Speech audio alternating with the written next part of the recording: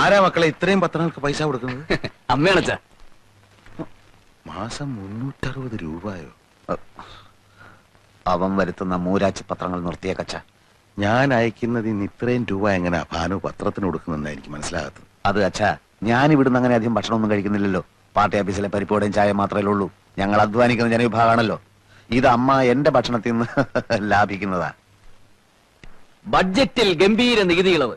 കഴിഞ്ഞ സർക്കാർ പാവങ്ങളുടെ മേൽ അടിച്ചേൽപ്പിച്ചിരുന്ന അമിത നികുതികൾ റദ്ദാക്കിക്കൊണ്ടതാണ് പുതിയ സർക്കാരിന്റെ ബഡ്ജറ്റ്. വിപ്ലവാത്മകമായ നികുതി ഇളവുകളാണ് പുതിയ സർക്കാർ പ്രഖ്യാപിച്ചിട്ടുള്ളത്.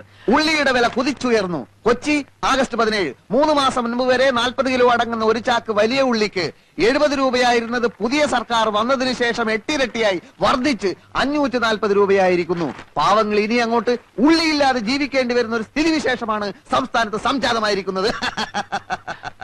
നിത്യോപയോഗ സാധനങ്ങളായ വെണ്ണ, ചീസ്, ചീപ്പ്, കത്രിക തുടങ്ങിയവയുടെയും വില കുറഞ്ഞു.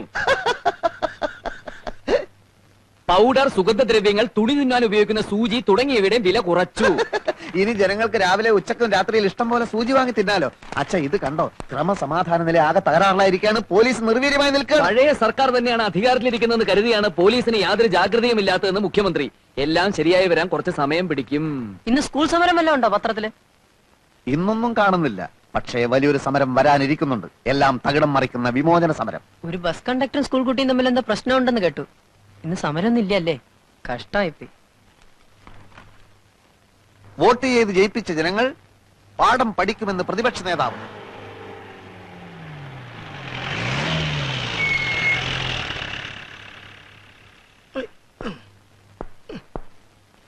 വരാനുള്ളത് വല്ല വിധേനയും വഴി തെങ്ങുന്ന് കരുതി. പക്ഷെ നടന്നില്ല. കാലിനെന്ത് പറ്റിയാണെന്താ? കാലിനെ പറ്റിയത് വെളിയിൽ നിന്നുള്ള കാഴ്ചയാ. ഷർട്ടൂരിയാൽ ദേഹാസകലം നീലിച്ച പാടുകളാ. ദോഷം പറയരുതല്ലോ. വളരെ ബുദ്ധിപൂർവമായ നീക്കത്തിലൂടെയാ അവരെന്നെ പെരുമാറിയത്. INSPയുടെ ജാഥയ്ക്ക് നേരെ കല്ലേറുണ്ടാവുന്നും പ്രൊട്ടക്ഷൻ കൊടുക്കണമെന്നും സർക്കിൾ എന്നെ വിളിച്ചു പറഞ്ഞു. പക്ഷെ ജാഥയ്ക്ക് നേരെ കല്ലേറുണ്ടായില്ല, എനിക്ക് നേരെ ഉണ്ടായി. എല്ലാ ഏർപ്പാടുകളും ഇവര് തന്നെ ചെയ്തതാ. ഏറ് തുടങ്ങിയ പിന്നെ ജാഥ അക്രമാസക്തമാവുമല്ലോ. അക്രമാസക്തമായി. എല്ലാ അക്രമവും എന്റെ നേരേക്കായിരുന്നു എന്ന് മാത്രം. ഞാനും വിട്ടുകൊടുത്തില്ല. സർവശക്തിയും സംഭരിച്ച് ഞാൻ ഓടി. ഒരു തോട്ടി ചാടി. തോട്ടിലൂടെ 7 കിലോമീറ്റർ ഒഴുകിച്ചെന്ന് ഒരു കരക്കടിഞ്ഞു. സന്തോഷമായല്ലോ. താനും തന്റെ പാർട്ടിയിൽപ്പെട്ട സകല ഡൂക്ലികളും കാണിച്ചെന്ന എല്ലാവരെയും എന്നാൽ കഴിയുന്ന വിധം ഞാൻ തല്ലി. ഒരളിയനോട് ഇങ്ങനെ തന്നെ വേണം പെരുമാറാൻ. 6 മാസത്തിനകം ഈ സർക്കാർ നിലംപതിക്കും. എനിക്കിനി മേലും കീഴ് നോക്കാനില്ല. പ്രമോഷൻ, CMന്റെ സെക്യൂരിറ്റി ചീഫ്, എന്തെല്ലാം പ്രലോഭനങ്ങളായിരുന്നു. നേര് പറഞ്ഞാൽ ഞാനിവിടെ വന്നത് നിന്നെ കാണാൻ വേണ്ടിട്ടാ. ഇടിവെട്ടിയവനെ പാമ്പ് കടിച്ചെന്ന് പറഞ്ഞ കൂട്ടത്തില് തല്ലും മേടിച്ച് സ്റ്റേഷൻ ചെന്നപ്പോ അവിടെ കിടക്കുന്നു മനോഹരമായ ഒരു ട്രാൻസ്ഫർ ഓർഡർ. കാസർഗോഡ് ജില്ലയിലെ ഏതോ ഒരു കാട്ടിലേക്ക്. പറയാൻ എനിക്ക് അർഹതയില്ല. എന്നാലും എന്നെ രക്ഷിക്കാൻ വല്ലതും ചെയ്യാൻ പറ്റുമെങ്കിൽ ചെയ്യാം. അല്ലേ ഞാൻ പോട്ടെ. ആനന്ദ, നീ ഇരിക്കാനൊന്നും നേരമില്ല. നാളെ ജോയിൻ ചെയ്യണം. ആനന്ദൻ മോനെ, ലതയും കുഞ്ഞുങ്ങളും അതിനെപ്പറ്റി ഒന്നും ചോദിക്കണ്ട. എനിക്ക് ഭ്രാന്തായി പോവും. ആനന്ദ, നീ പോവാണോ? ചായ എടുക്കണ്ടേ? വേണ്ട വേണ്ട. അയ്യോ, നിന്റെ കാലിലെന്ത് പറ്റി? ഒന്നും പറ്റിയതല്ല. ഞാനേ ഒരു നാടകത്തിൽ ചട്ടുകാരനായിട്ട് അഭിനയിക്കുന്നുണ്ട്. അതിന്റെ റിഹേഴ്സൽ എടുത്തോണ്ടിരിക്കുക.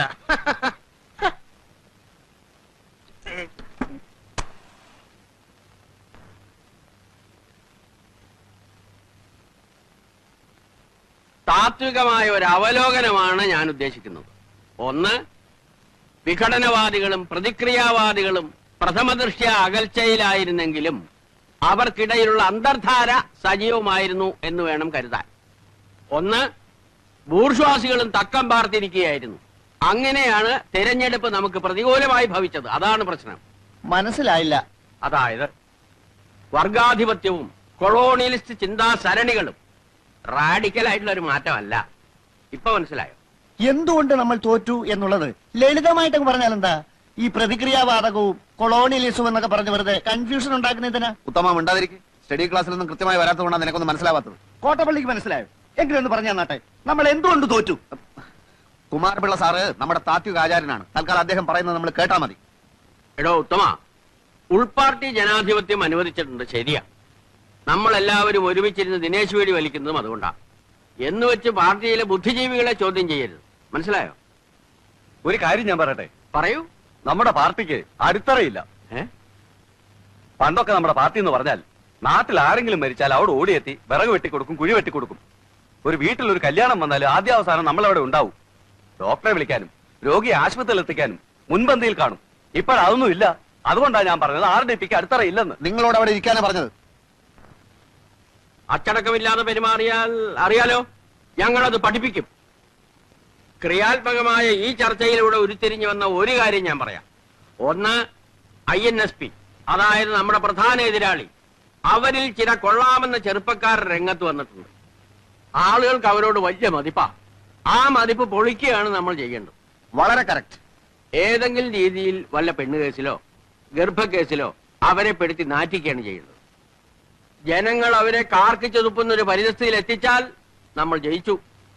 6 മാസത്തിനുള്ളിൽ നമുക്ക് നഷ്ടപ്പെട്ടതെല്ലാം വീണ്ടെടുക്കാം. പരിപ്പോട എവിടെയോ? ഇന്ന് പരിപ്പുഴ ഉണ്ടാക്കില്ല സാർ. പരിപ്പോട ഉണ്ടാക്കിയില്ലേ? പരിപ്പോടയും ചായയും ബീഡിയുമാണ് ഞങ്ങളുടെ പാർട്ടിയുടെ പ്രധാന ഭക്ഷണം. തനിക്ക് അറിഞ്ഞൂടെ? എടുക്ക പോയി പരിപ്പോട ഉണ്ടാക്കി കൊണ്ടുവരാ. പാർട്ടി പറയുന്ന ആദ്യം അനുസരിക്കാം എന്ന് പറഞ്ഞാൽ പാർട്ടിക്ക് അബദ്ധങ്ങളെ പറ്റി ചൂണ്ടിക്കാണിക്കേണ്ടവരാണ്. അതിനല്ലേ നേതാക്കന്മാരുള്ളത്. എനിക്ക് സാറിനോട് പേഴ്സണൽ ആയിട്ടൊരു കാര്യം സംസാരിക്കാനുണ്ടായിരുന്നു. എന്താണ് കാര്യം? ഉത്തമം നടന്നേ, ഇത് പേഴ്സണൽ ആയിട്ടുള്ള കാര്യമാണ്. സാർ വന്നേ. അതായത് എന്താണ്? വീട്ടിൽ നിന്ന് ഭയങ്കരമായിട്ട് നിർബന്ധിക്കുന്നു. എന്തിന്? ഞാൻ പെണ്ണ് കെട്ടണത്രേ. പെണ്ണ് കിട്ടാനോ? അയ്യേ, തനിക്കൊരു ബ്രൈറ്റ് പൊളിറ്റിക്കൽ ഫ്യൂച്ചർ ഞാൻ കാണുന്നുണ്ട്. ഭാര്യയും കുടുംബമൊക്കെ അതിന് തടസ്സാണ്. അച്ഛൻ ഒരേ പിടിപിടിക്കുകയാണ്. കോട്ടപ്പള്ളി, പാർട്ടിക്ക് ഇന്ന് ആവശ്യം കെട്ടുപാടുകളും മറ്റുത്തരവാദിത്തങ്ങളും ഇല്ലാത്ത ഒരു നേതൃനിരയാണ്. പ്രകൃതി നിയമങ്ങൾക്ക് കുറച്ചൊക്കെ നമ്മൾ വഴങ്ങേണ്ടതല്ലേ? വഴങ്ങരുത്. ലൗകികമായ തൃഷ്ണകളെ നമ്മൾ അതിജീവിക്കണം. മാനവരാശിയുടെ നിലനിൽപ്പ് തന്നെ കുടുംബം എന്ന എസ്റ്റാബ്ലിഷ്മെന്റിലല്ലേ? വിഡ്ഢിത്തം. എല്ലാ എസ്റ്റാബ്ലിഷ്മെന്റുകൾക്കും എതിരെയാണ് നമ്മുടെ യുദ്ധം. ഭാര്യ ഉണ്ടാവുക, കുഞ്ഞുണ്ടാവുക, അതൊക്കെ നമ്മുടെ മനസ്സിൽ സ്നേഹത്തിന്റെ വിത്ത് മുളപ്പിക്കുമെന്ന് എവിടെയോ വായിച്ചിട്ടുണ്ട്. അത് വരട്ട് തത്വവാദമാണ്. സഹജീവികളെ, തൊഴിലാളി വർഗത്തെ സ്നേഹിക്കാൻ ശീലിക്കുക. തുറന്നു പറയാം, അടിസ്ഥാനപരമായി നമ്മുടെ പാർട്ടിക്ക് കല്യാണം ഇഷ്ടമല്ല. അപ്പൊ സാറ് കല്യാണം കഴിച്ചതോ? അതിൽ ഞാൻ ഇന്ന് ഖേദിക്കുന്നു. എന്നാ പിന്നെ ഇപ്പൊ ഭാര്യ ഉപേക്ഷിക്കരുതോ? തന്റെ കാര്യമാണ് നമ്മളിപ്പോ ഡിസ്കസ് ചെയ്യുന്നത്. പറയുന്നതൊന്ന് പ്രവർത്തിക്കുന്നത് വേറൊന്നും. ദൈവമില്ല, അമ്പലമില്ല എന്നൊക്കെ വിളിച്ചു പോകും. എന്നിട്ട് ആരും കാണാതെ തലയിൽ മുണ്ടും പോയിച്ച് ദൈവത്തെ തൊഴാൻ പോകും. ആര്? സാറ് തന്നെ. തൃച്ചമ്പടി അമ്പലത്തിൽ എന്നും കാലത്ത് സാറ് തൊഴാൻ പോകുന്നത് ഞാൻ കാണാറുണ്ട്. താനിതെങ്ങനെ കണ്ടു? ഞാനൊരു രഹസ്യമായിട്ട് തൊഴാൻ പോകാറുണ്ട്. എന്നാലേ ഇത് തൽക്കാലം നമ്മൾ രണ്ടുപേരും മാത്രം അറിഞ്ഞാൽ മതി. താൻ വേണേ കല്യാണം കഴിച്ചോളാം. പക്ഷെ ഒരു കാര്യത്തെ തനിക്ക് നിർബന്ധം വേണം. എന്ത്? നമ്മുടെ പാർട്ടി നയങ്ങളെയും ആദർശങ്ങളെയും ബഹുമാനിക്കുന്ന ഒരു പെൺകുട്ടിയെ വേണം കല്യാണം കഴിക്കാൻ. അത് 100% ഞാൻ ഉറപ്പ് വരുന്നു. എന്നാ താങ്ക് യു.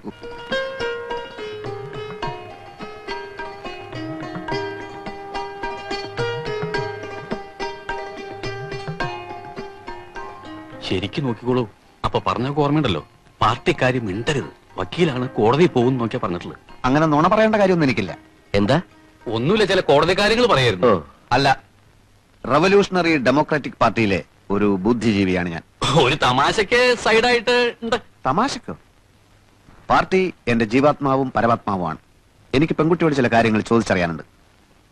അധ്വാനിക്കുന്ന തൊഴിലാളി വർഗത്തിന്റെ മോചനത്തിന് വേണ്ടി തോളോട് തോൾ ചേർന്ന് പ്രവർത്തിക്കാൻ തയ്യാറുണ്ടോ? പറയൂ. വേണ്ട, ഞാൻ തയ്യാറെടുപ്പിച്ചോളാം. കുട്ടിയുടെ സാമൂഹ്യ ബോധം എനിക്കൊന്ന് പരിശോധിക്കണം. ബൂർഷാസി കം സെലിം എന്ന് പറയുന്ന പുസ്തകം വായിച്ചിട്ടുണ്ടോ? അല്ലെങ്കിൽ downtrodden a question mark, അഡിൽ സക്സലിയുടെ പുസ്തകം? അതുമല്ലെങ്കിൽ ദാസ് ക്യാപിറ്റൽ? എന്താ വായനാശീലം ഇല്ലേ? അതൊക്കെയുണ്ട്. മംഗളം വാരികയിലും മനോരമയിലും വരുന്ന മിക്ക നോവലുകളും ഇവിടെ ഞങ്ങൾ എല്ലാവരും വായിക്കാറുണ്ട്. അത്രേ ഉള്ളൂ. ശരി, വായിച്ച നോവലുകളിൽ ഏറ്റവും ഇഷ്ടപ്പെട്ട നോവൽ ഏതാണ്? ഏതാ മോളെ? അത് ഏതായാലും പറഞ്ഞേക്ക്. ഏറ്റവും ഇഷ്ടപ്പെട്ടത് മനോരമയിലെ ഹവാ ബീച്ച്. ഹവാ ബീച്ചോ? അതെന്ത് ബീച്ചാണ്? അതേതെങ്കിലും ഫോറിൻ ബീച്ച് ആയിരിക്കും. കോട്ടയം പുഷ്പനാഥനെയും മാത്യു മറ്റത്തിനെയും മോൾക്ക് വലിയ ഇഷ്ടാ. ഇഷ്ടം എന്ന് പറഞ്ഞാൽ അത് സാരമില്ല. എനിക്ക് ചില നിബന്ധനകൾ മുമ്പോട്ട് വെക്കാനുണ്ട്. കല്യാണത്തിന് ആർഭാടങ്ങളൊന്നും പാടില്ല. ഞങ്ങളുടെ പാർട്ടി ഓഫീസിൽ വെച്ച് വളരെ ലളിതമായ ഒരു ചടങ്ങ്. ഞാനൊരു രക്തഹാരം അങ്ങോട്ടണിയിക്കും, കുട്ടി ഒരു രക്തഹാരം ഇങ്ങോട്ടണിയിക്കും. അതിനുശേഷം അരമണിക്കൂർ നേരം ഞങ്ങളുടെ പാർട്ടി പ്രവർത്തകർ ഞങ്ങളുടെ പാർട്ടി സൂക്തങ്ങൾ ഉറക്കെ ചൊല്ലും. പിന്നെ ഒരു ഗ്ലാസ് നാരങ്ങ വെള്ളം. ചടങ്ങ് തീർന്നു. ഞാൻ അധികവും അണ്ടർഗ്രൗണ്ടിലായിരിക്കും, ഒളിവിൽ. ശ്രീമാൻ തോപ്പിൽ ഭാസിയുടെ ഒളിവിലെ ഓർമ്മകൾ വായിച്ചിട്ടില്ലേ? അതുപോലൊരു ജീവിതമായിരിക്കും മിക്കപ്പോഴും. NSP ഞങ്ങളെ വേട്ടയാടുകയാണല്ലോ. ചിലപ്പോൾ ലോക്കപ്പിലോ ജയിലിലോ ആയെന്ന് വരാം. ഒരു വിപ്ലവകാരിയുടെ ഭാര്യ എന്തും സഹിക്കാൻ പ്രാപ്തയായിരിക്കണം. ചിലപ്പോൾ കുട്ടി വെടിയുണ്ടകൾ നേരിടേണ്ടി വന്നേക്കാം. അപ്പോൾ വിരിമാർ കാണിച്ചു കൊടുക്കേണ്ടി വരും. മോളകത്തേക്ക് വെക്കോ. അച്ഛനേരം നീ വന്നേ. താനൊരു ഭ്രാന്തരെയാണോ എന്റെ മോക്ക് ഭർത്താവായി കൊണ്ടുവന്നിരിക്കുന്നത്? എന്നോട് ക്ഷമിക്കണം, ഇത്രയും ഞാൻ പ്രതീക്ഷിച്ചില്ല. എത്രയും പെട്ടെന്ന് അവനെ പിടിച്ചോണ്ട് പോയില്ലെങ്കിൽ നല്ല ചുട്ട അടി കിട്ടും പറഞ്ഞു. അയ്യോ വേണ്ട വേണ്ട, ഇപ്പൊ പോയേക്കാം. എന്നിട്ടേ പോവാം. എന്റെ നിർദ്ദേശങ്ങളുടെ പ്രതികരണം പറഞ്ഞില്ല. പ്രതികരണം അറിയാൻ കാത്തു നിന്നാൽ കുഴപ്പം ചെയ്യും. അല്ലെ എണീക്കാനല്ലേ പറഞ്ഞത്? അതൊക്കെ പോണ വഴിക്ക് പറഞ്ഞുതരാം. ഇനി ഇവിടെ നിൽക്കണ്ട. അതിൽ വലിയ തെറ്റൊന്നും ഞാൻ കാണുന്നില്ല. കല്യാണത്തിന് മുമ്പ് എല്ലാം തുറന്ന് പറയുന്നല്ലേ നല്ലത്. ഇതാണോ തുറന്നു പറയല്? വെടിവെപ്പ് ഉണ്ടാവും, ജയിലിൽ കിടക്കുന്നൊക്കെ പറഞ്ഞപ്പോ ആ പെണ്ണും തന്തയും പേടിച്ചു പോയി. ആ തന്തനെ തല്ലില്ലെന്ന് മാത്രമേ ഉള്ളൂ. ഈ വക നാറിയ പരിപാടിക്ക് മേലാ രാഘവട്ടനെ അയക്കരുത്. അങ്ങനെ പറഞ്ഞാൽ എനിക്ക് പറ്റില്ല തന്നെ. രണ്ടാൾക്കും വാചകടി വളരെ കൂടുതലാച്ചാ. ഏത് രണ്ടാൾക്കും? പ്രഭേട്ടനും പ്രകാശേട്ടനും. വാചകടി മാത്രമേ ഉള്ളൂ, അതല്ലേ കഷ്ടം. ഏട്ടന്മാരെ കുറിച്ച് ഇങ്ങനൊന്നും പറയരുത് മോളെ. എങ്ങനെയാച്ചാ പറയാതിരിക്കാ? ഇന്നാള് പ്രഭേട്ടൻ എന്നോട് പറയാ RDPയുടെ ജാഥയിൽ മുദ്രാവാക്യം വിളിച്ച് നടക്കാൻ. വയ്യെന്ന് പറഞ്ഞപ്പോ എന്നെ തല്ലാൻ വരുവാന്നേ. അവിടെയാ? അതൊക്കെ പോട്ടെ, ഞാൻ കളയ്ക്കാം. ഇങ്ങോട്ട് വരൂ. വിത്ത് എവിടുന്ന രാഘവട്ടാ? പാനം സൂക്ഷിച്ചു വെച്ചിരുന്ന. ഇതൊക്കെ കൃഷി വകുപ്പിൽ മേടിക്കണം നല്ലത്. രാഘവട്ടാ, കൃഷി വകുപ്പിൽ മിടുക്കനായ ഒരു ഉദ്യോഗസ്ഥനുണ്ട്. ഇവിടെ എന്തൊക്കെ കൃഷി ചെയ്യാൻ പറ്റുമെന്ന് മൂപ്പരോടും ചോദിച്ചു നോക്കാം. ഇത്തിരി ചൂടനാണെങ്കിലും കൃഷി എന്ന് പറഞ്ഞാൽ മരിക്കും. ഭയങ്കര ആത്മാർത്ഥയാ.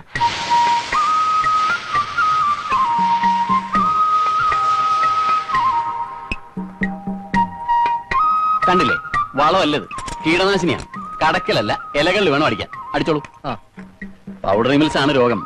കരാത്തേൻ 1 ലിറ്റർ വെള്ളത്തിൽ 1 ഗ്രാം കലക്കി അടിക്കണം. ഇലചുരുട്ടി പുഴുവാണെങ്കിൽ സൈത്യോൺ 10% CP ചാരവും ചേർത്ത് വെതറിയാൽ മതി. കീടനാശിനികൾ തന്നെ ആവശ്യമില്ലാത്ത ഇനങ്ങളുണ്ടായിരുന്നു. പൂസ സവാനി. എന്താ അവന്റെ പ്രതിരോധ ശക്തി! അച്ഛനാർക്ക് ഞാൻ ഒരിക്കൽ തന്നിട്ടില്ലേ വിത്ത്? തന്നു. നിങ്ങളിപ്പോ പൊയ്ക്കോ. സമയം പോലെ ഞാനങ്ങ് വന്നേക്കാം. ഈ മനുഷ്യൻ മരുന്നടിക്കാൻ അറിയില്ല. സോയിൽ ടെസ്റ്റ് ഉദയവാനോ പ്രശ്നമല്ല, ലാവിലേക്കേണ്ട കാര്യമില്ല. ഒരു പിടി മണ്ണ് വാരി ഒറ്റ നോട്ടത്തിൽ ഞാൻ പറയും ക്ഷാരമാണോ, അമ്ലത്തുണ്ടോ, വെള്ളക്കെട്ടുണ്ടോ, നൈട്രജൻ ശതമാനം എത്രന്നൊക്കെ. അത് കഴിഞ്ഞിട്ട് നമുക്ക് തീരുമാനിക്കാം എങ്ങനെ വളം ചെയ്യണമെന്ന്. മണ്ണ് ലാബിൽ വെച്ചാ അവിടെ ഉള്ള എന്താ? യന്ത്രങ്ങൾക്ക് തെറ്റുപറ്റാം, പക്ഷെ എനിക്ക് തെറ്റ് പറ്റില്ല. ഇപ്പൊ ലാബുകാർ തന്നെ അവരുടെ യന്ത്രങ്ങൾ തകരാറിലാകുമ്പോ മണ്ണിന്റെ സാമ്പിൾ എന്റെ അടുത്തേക്ക് അയക്കാം. ഞാൻ മിനിറ്റ് വെച്ച് പരിശോധിച്ച് റിസൾട്ട് അയച്ചു കൊടുക്കും. ഡിപ്പാർട്ട്മെന്റിന് തന്നെ എന്നെ പേടിയാ. മണ്ണുദയ ഭാനു എന്നാണ് അവർ സ്വകാര്യമായിട്ട് എന്നെ കളിയാക്കി വിളിക്കുന്നത്. എനിക്കത് കേൾക്കുമ്പോൾ ഉള്ളി സന്തോഷ. മണ്ണുദയ ഭാനു കൊള്ളല്ലേ? അപ്പൊ ശരി, പറഞ്ഞ പോലെ. ഭയങ്കരമായ ആള്. വെറും ഭയങ്കരനല്ല, ഭയഭയങ്കരമായ ആള്. പെട്ടി എത്ര മണിക്കാ വണ്ടി? 10:45. അകത്തൊന്നും നേരാൻ വണ്ണം വൃത്തിയാക്കാൻ പറ്റിയിട്ടില്ല. അതൊന്നും കുഴപ്പമില്ല. ഞങ്ങളെ ആരും മറക്കാതിരുന്നേച്ചാ മതി. അത് കൊള്ളാം. ചിലപ്പോ ഉടനെ തന്നെ ഇങ്ങോട്ട് സ്ഥലം മാറ്റം കാണും. അപ്പൊ ഈ വീട്ടിൽ തന്നെ വരുവേ. മക്കളെ ആന്റിയോടൊക്കെ ടാറ്റ പറ. വീട്ടു സാധനങ്ങളൊക്കെ അവിടെ എത്തിക്കാണോ അല്ലേ? എത്തിക്കാണും. ഇവരെ രണ്ടുപേരും കാസർഗോഡ് സ്കൂളിൽ ചേർത്തല്ലോ. ഇപ്പൊ തന്നെ ക്ലാസ് ഒരുപാട് പോയെന്നേ. ആനന്ദേട്ടൻ റെയിൽവേ സ്റ്റേഷനിൽ വരില്ലേ? പിന്നെ വരാണ്ട്. പോട്ടെ അമ്മൂട്ടി. ഞങ്ങൾക്ക് കാസർഗോഡ് വല്ലതും അറിയാവോ? കാസർഗോഡ് പിന്നെ ഒരു 20 കിലോമീറ്റർ പോണോ അത്രേ. അയ്യോ, വർത്താനം പറഞ്ഞു നിന്ന് നേരം അങ്ങ് പോകും. കേറിയാട്ടെ.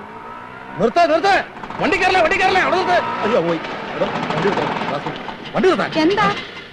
അയ്യോ, എന്റെ ജീവൻ പോയില്ലേ? എന്താന്ന്? നിങ്ങൾ സ്റ്റേഷനിലേക്ക് വിട്ടു കാണുമെന്ന് വിചാരിച്ച് മരണ സ്പീഡിലാണ് എന്നെ ഓട്ടോ വിട്ടത്.